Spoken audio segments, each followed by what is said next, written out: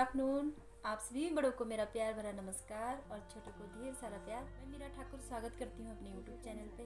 आशा करती हूँ दोस्तों आप लोग स्वस्थ होंगे, मस्त होंगे और बिंदास होंगे। मैं भी एकदम मस्त और बिंदास हूँ। तो आज का ब्लॉग कर रही हूँ मैं दोपहर के 1 बजे से स्टार्ट। और सुबह से मैंने ब्लॉग स्टार्ट नहीं किया क्योंकि मुझे कहीं लोगों का ये सुनने को मिला कि हफ्ते में एक बार ब्लॉग डालती है। ऐसे भी कोई ब्लॉगर होते हैं, मतलब मुझे यहाँ के अगल बगल के जो मेरे जानने वाले हैं वो सब इतना सुनाते हैं। तो मेरी बहन भी वहाँ से जब नेपाल से बात होती है तो वो बोलती है मुझे कि दीदी डेली का ब्लॉग किया करो। तो सुबह में मॉर्निंग टाइम उठ के पहले हमने पूजा में नहाई धोई पूजा पाठ किया। और आजकल वैसे भी नवरात्र चल रहा है। सॉरी आप सभी को रामनवमी की, जो हमारे यहाँ बोलते हैं जो चैत का महीना लग गया तो इसको हमारे यहाँ बोलते हैं, नेपाल में बोलते हैं चैत दशहरा, यहाँ का जो बोलते हैं रामनवमी। और मुझे नहीं पता और बाकी क्या क्या बोलते हैं, इतना मेरे को नॉलेज भी नहीं है और इतनी अभी कुछ पता भी नहीं है मुझे। तो फिर हमने नवरात्र के व्रत रहे हैं और मैं भी रही हूँ और मेरी बेटी भी रही है। तो मेरी बेटी 5 दिन कर रही है और मैं सिर्फ 3 दिन की रही हूँ। बीपी लो होने की वजह से मैं नहीं रह पा रही हूँ। तो पहले तो सोचा था मैं 9 दिन का रहूँगी। तो आप सभी लोगों को रामनवमी की ढेर सारी शुभकामनाएं। और कल हमारा व्रत था और आज नहीं है। और कल तो आज किटी पार्टी है। और सुबह आई थी दीदी जी जो हमारे बगल में रहते हैं, नीचे से थेड़ा गांव में रहते हैं, जो मैंने पिछले ब्लॉग में निकाला था उनको, श्रीमती पुष्पा देवी। हमारा इस 2023 का फर्स्ट राउंड फिर से स्टार्ट हो गया है। तो आज फर्स्ट राउंड उनका है, मतलब जो इस साल का। तो पहला साल का जो हमारा एकदम क्लियर हो गया, अब ये दूसरे साल का है। तो दूसरे राउंड उनका आ गया। तो आज उन्होंने बोला है कि किटी पार्टी है, शाम को आना। तो फिर उसके बाद हमने पूजा पाठ करने के बाद उनसे बात हुई। उसके बाद फिर हमने नाश्ता नुश्ता किया।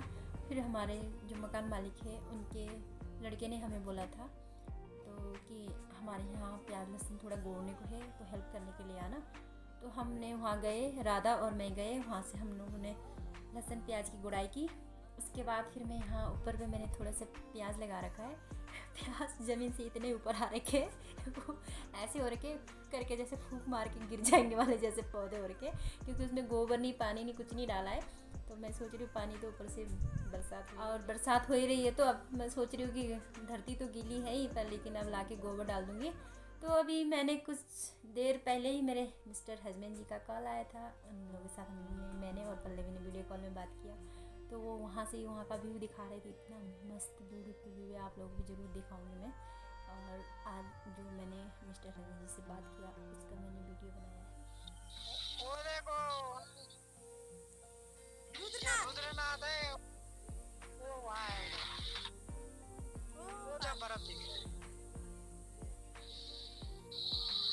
क्या देख रहे स्मार्ट हो गए भाई असला, बाप रे तुम तो मोटे हो रहे हो वहाँ जाके।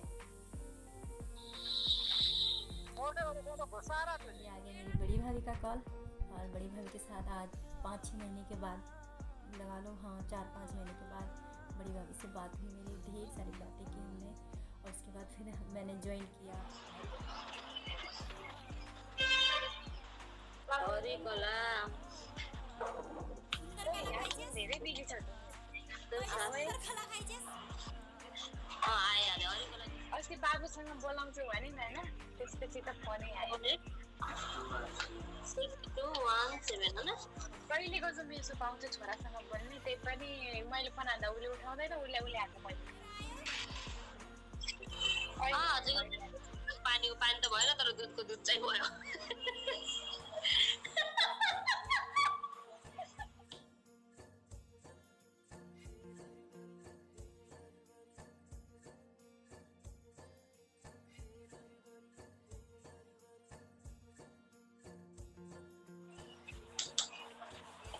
गाइस आज का ये वीडियो जो है ब्लॉग में जाएगा, सो प्लीज मैं डालूं या ना डालूं?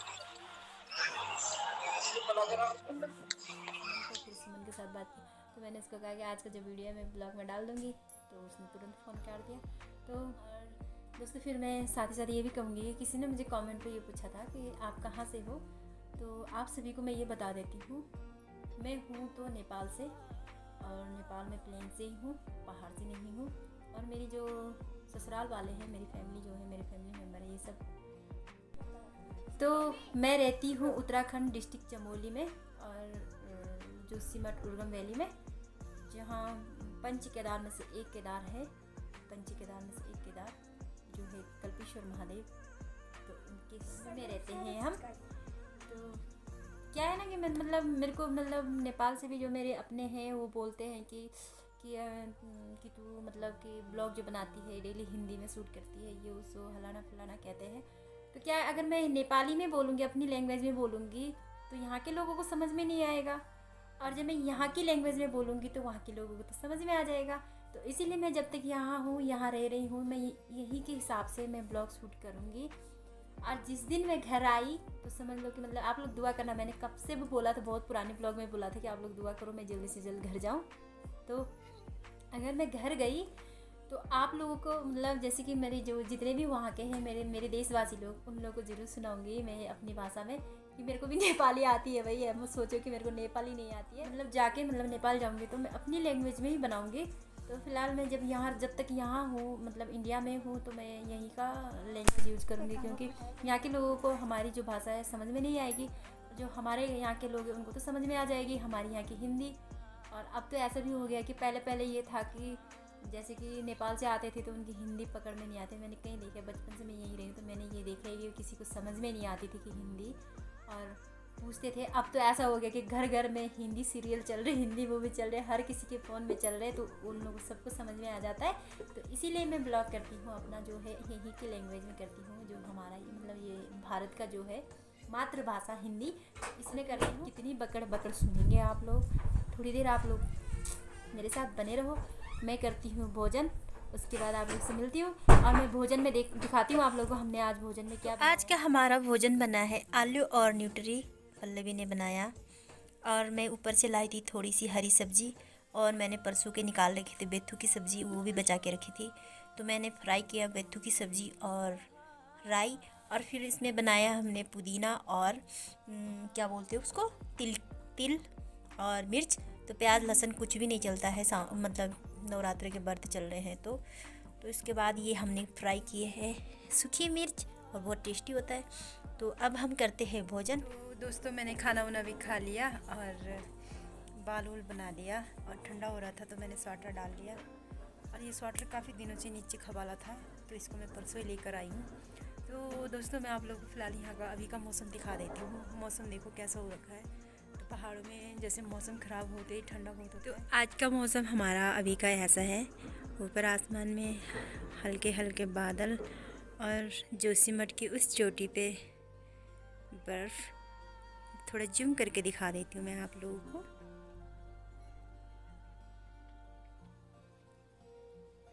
तो ये रहा सामने वाला पैनी गांव, क्या बोलते हैं उसको, वैसे सैलंग गांव बोलते हैं, पैनी उससे नीचे है। और ये रही हमारी सामने वाली चट्टान। तो आजकल हर जगह हरियाली हरियाली छाई है। तो आप लोगों को दिखा देती हूँ मैं हमारी जो कल्पेश्वर वाली व्यू है वो भी दिखा देती हूँ। वहाँ तो मुझे लगता है कि बर्फ़ गिर रहा है, ये देखो। आज के ब्लॉग में मैं ही रहूँगी और मेरी बातें रहेंगी और मेरा खेत रहेगा। तो मैं आप लोगों को जो मैंने वीडियो बनाया था ना, जब मैंने लहसुन लगाया था और राई पालक भी बोया था दोस्तों, तो राई तो जम गया है, दोबारा बोना पड़ा मुझे। और पालक जो है सिर्फ 2 पेड़ हुए हैं, वो भी फूल गए। और मूली लगाई थी मैंने किनारे किनारे पे, तो मूली भी उसमें जड़ तो नहीं है, ऊपर फूल उग गए हैं। तो आप लोगों को मैं दिखाती हूँ अपना। तो ये रहा मेरा लहसुन का खेत, और लहसुन मेरे ऐसे हो गए हैं। और ये वही वाली लहसुन है जो मैंने आप लोगों को बताया था कि लगाने से पहले उग गए, और हुए तो अच्छे हैं, पर लेकिन थोड़ा क्या है ना दोस्तों, ये पीले पीले हो रहे हैं। और यहाँ पे राधा ने मटर बोया था, प्याज भी बहुत छोटे हैं। वहाँ पे मैंने धनिया बोया है, धनिया भी अभी छोटे हैं। तो मटर में फूल लग गए हैं, तो प्याज बहुत ही पतला हो गया। तो यहाँ पे मैंने ये देखो, ये मूली मैंने कहा था ना जड़ तो लगानी, फूल लग गया इसमें। तो यहाँ पे मैंने वो पूजा करके बचे हुए जौ थे, उन जौ को यहाँ पे बो दिया था। और हमने अभी यहाँ पे राई लगाया। इसमें बताए एक ही खेत में मैंने कितने किस्म की चीज़ लगाई, राई इसी में, मूली इसी में, और ये पत्ते वाले प्याज लगाए हैं। पल्लवी रानी सो रही है, इसको ये था कि खाना खाते हैं, खाना खा के फटाक से इसको होता है कि जल्दी जल्दी खाओ और सो जाओ। इसकी नींद ना रात को पूरी होती है ना दिन को पूरी होती है। तो हमारा मंदिर जो है ये है। और सुबह दिया बत्ती किया था, पता नहीं क्यों आज दिया जो है एकदम धीमा सा जल रहा है। तो मैं हो गई हूँ किटी पार्टी के लिए रेडी और राधा जा रही है अपने खेतों पे गुड़ाई करने के लिए। और कुछ देर पहले ही मैंने दी को कॉल करके पूछा था कि सब लोग जमा हो गए या नहीं हुए। तो सब लोग अभी आए नहीं थे, तो वो कह रहे थे कि जल्दी से आ जाओ। तो टाइम भी हो चुका है, वैसे बुलाया 3 बजे था, तो थोड़ी नींद जैसी आ गई थी, मैं सो गई थी, सो भी नहीं पाई ठीक से। तो अब जाते हैं हम किटी पार्टी पे। तो आप लोगों को किटी पार्टी की सारी महिलाओं से मिला। दोस्तों हम आ गए जहाँ पे किटी पार्टी हो रही थी उनके घर पे। और ये है उनकी छोटी बुल्ली और ये है उनके देवर जी। 2 शब्द उस दिन दूर से बोला, आज पास से बोलो। किट पार्टी में जा रहे हैं, थोड़ा कैसे देख रहे हो? तो ये देखो कितना अच्छा धनिया लगा रखा है, बहुत ही सुंदर। देखो किसका है ये? मेरा है तो। अच्छा, तो ये आ गए हमारी किटी पार्टी की महिलाएं। ले ये नया मेहमान है ना, अब मैंने इसको देखा नहीं था। ओ तेरी, ओ तेरी।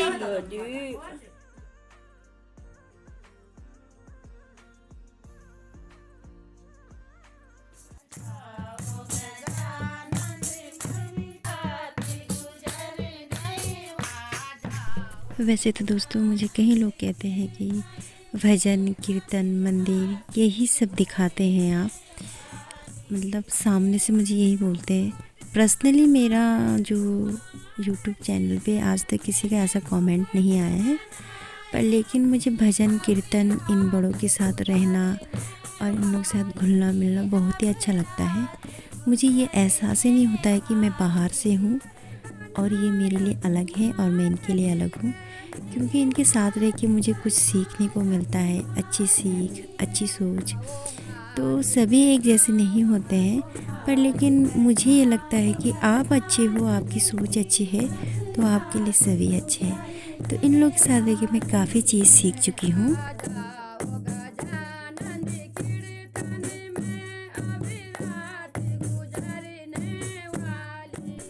हम सबके बीच में 2 लेडीज़ ऐसी हैं जो बहुत ही सुंदर भजन गाती हैं।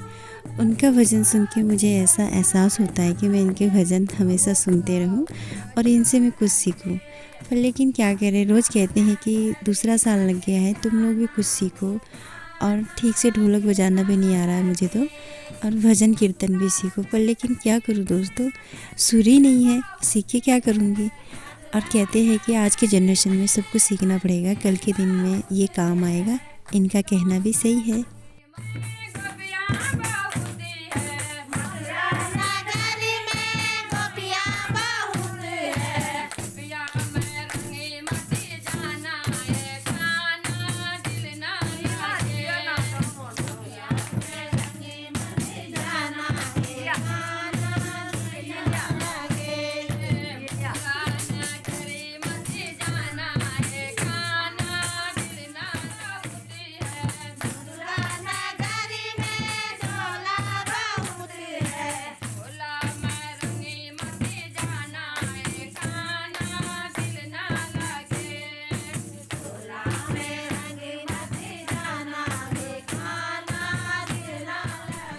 तो आप सभी छोटे बड़ों का दिल से धन्यवाद करती हूँ मुझे अपने हर एक कार्य में शामिल करने के लिए। और मुझे बहुत ही ज़्यादा खुशी होती है कि आप लोगों के साथ रहकर मैं बहुत चीज़ें सीख रही हूँ और क्षमा भी चाहती हूँ। ये हमारे ग्राम प्रधान नेगी जी की मम्मी 2 बार परिचय करा रहे, जो भी नए जुड़े हूँ कि आप लोगों को पूछे बिना आप लोगों को ब्लॉग में निकाल रही हूँ, तो अगर बुरा लगे तो माफ़ करना। अब हम मिलेंगे आप लोगों के साथ फिर ऐसे ही खूबसूरत वीडियो के साथ और खूबसूरत इन ब्यूटीफुल लेडी के साथ।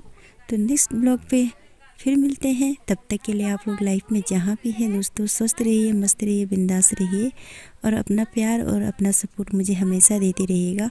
और साथ ही साथ आप अपना राय भी दिया करो मुझे, ताकि मुझे आगे जाके क्या करना है इसका नॉलेज हो सके।